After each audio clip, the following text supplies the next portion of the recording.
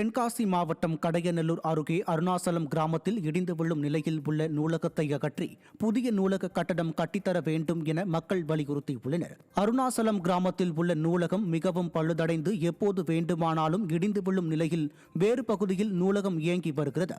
இதுகுறித்து பலமுறை அதிகாரிகளிடம் புகார் அளித்தும் எந்த நடவடிக்கையும் எடுக்கவில்லை என மக்கள் குற்றம் சாட்டியுள்ளனர். திறனற்ற திமுக அரசு மக்களுக்கு தேவையான திட்டங்களை செயல்படுத்தாமல் தங்களை விளம்பரப்படுத்திக் கொள்ள திட்டங்களை செயல்படுத்தி வருவதாக மக்கள் குற்றம் சாட்டியுள்ளனர்.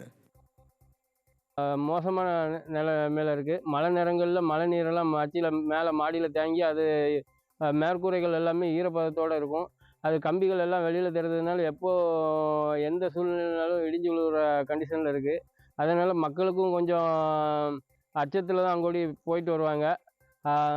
இந்த நூலகத்துக்கு பதிலாக வேற ஒரு இடத்துல எங்களுக்கு நூலகம் அமைச்சு கொடுத்தாங்க. அந்த இடத்துல போதுமான வசதிகள் ஆள் நடமாட்டங்கள் சரியாக இல்லாத இடத்துல இருக்கிறதுனால யாருமே படிக்க போகிறது கிடையாது.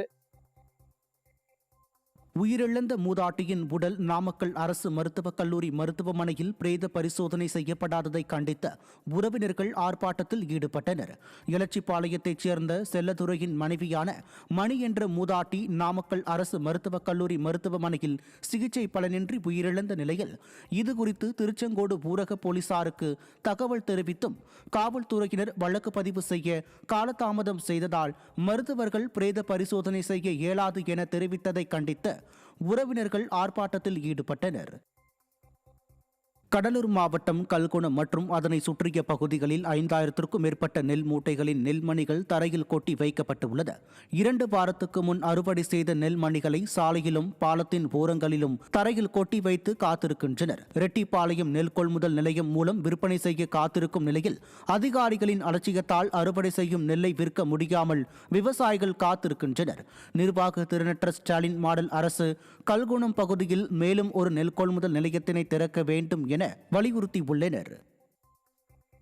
அதிகாரிகள் இந்த நெல் எங்களுக்கு ஈரப்பதமா இருந்தாலும் கூடுதல் வேலை போட்டு இதை எடுக்கணும். இதான் அதிகாரிங்க வேலை. மேல கொட்டி கிடக்க நெல்லை இதை உடனே எடுக்கலைன்னா மழை பெஞ்சா அது முளைச்சி போகும். இதில் அதிகாரிங்க விரைவில் நடவடிக்கை நெல்லை எடுக்கும்படி கற்றுக் கொடுக்குறோம். கன்னியாகுமரி மாவட்டம் நாகர்கோவிலில் தனியார் உணவகத்தில் கெட்டுப்போன பீட்சா வழங்கப்பட்டதாக எழுந்துள்ள புகார் அரசின் உணவு பாதுகாப்புத்துறை என்ன செய்து கொண்டிருக்கிறது என்ற கேள்வியை எழுப்பியுள்ளது. தர்பூசணியில் ரசாயனம் கலக்கப்படுவதாக கூறி விவசாயிகளின் வாழ்வாதாரத்தில் பெரும் கல்லை போட்ட இந்த விடிய அரசின் அதிகாரிகள் பெரும் உணவகங்களிடம் பணம் பெற்றுக்கொண்டு கண்டு கொள்ளாமல் இருப்பதாக மக்கள் குற்றம் சாட்டியுள்ளனர். கேட்டு வந்திருக்காங்க, எல்லாருமே ஸ்மெல் பண்றாங்க. அண்ணா சிக்கன் நல்லா இருக்கானே, ஃப்ரெஷ்ஷா இருக்கா? ஸ்மெல்லோட தான் இருக்கு. கிடவே இல்லன்றாங்க. கொஞ்சம் அப்படிதான் இருக்கு. ஒவ்வொரு ஆர்டர் ஒவ்வொரு மாதிரி இருக்கும்.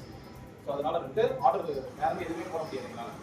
பத்திரிக்கை பீஸா நீங்க பாப்பீங்க கொடுப்பாங்க. இது கூட ஆனியன் சிக்கன் ஒரு பீஸ் எடுத்து நான் சாப்பிட்டு பார்த்தேன். அதுல இருந்த சிக்கன் கெட்டு போன ஒரு ஸ்மெல்லு. நான் எல்லா பக்கத்துல இருக்கிறவங்களுக்கும் காமிச்சேன், என் வீட்லயும் காமிச்சேன். எல்லாருமே கெட்டு போச்சுன்னு என் அம்மா முதற்கொண்டு லேடிஸ் சமைக்கிறவங்க சொன்ன அப்புறம் தான் நான் இங்க இதை எடுத்துட்டு வந்தேன். நேரா ஷோரூமுக்கு அவங்களோட பிரான்ச்சுக்கே வந்தேன். அங்க இருந்த மேனேஜர் கிட்ட இதுல ஒரு பீஸை சாப்பிடுங்க அப்படின்னு சொன்னேன். இல்ல நான் சாப்பிட முடியாது, ஃப்ரெஷ்ஷா நான் பண்ணி தரேன், அதை வேணா சாப்பிடுறேன் அப்படின்னாரு.